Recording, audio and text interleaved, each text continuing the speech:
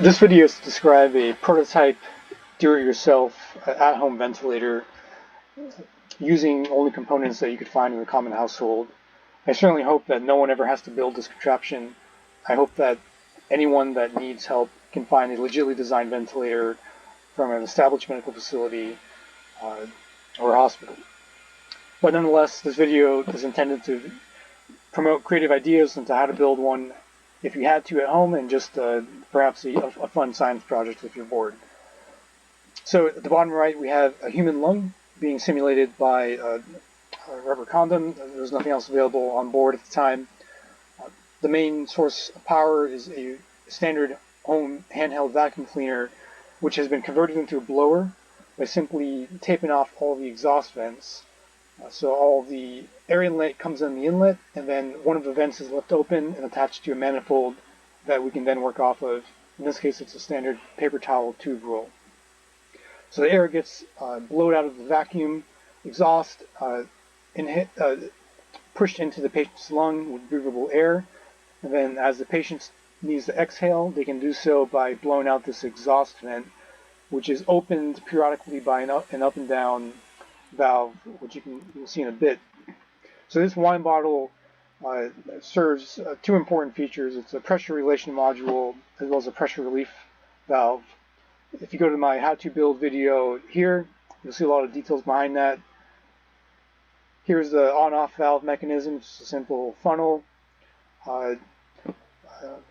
It's driven by a string that's attached to an oscillating fan, and the fan oscillation is what drives the frequency of how often the valve turns on and off, and therefore how often the patient receives an assisted breath and how often they get to exhale.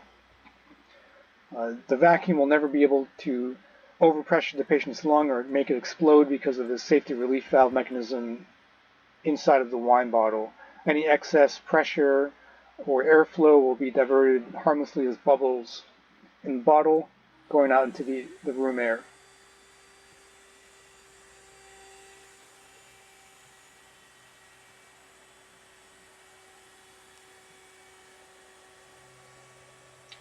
There you can see some excess pressure that isn't needed in the patient's lung.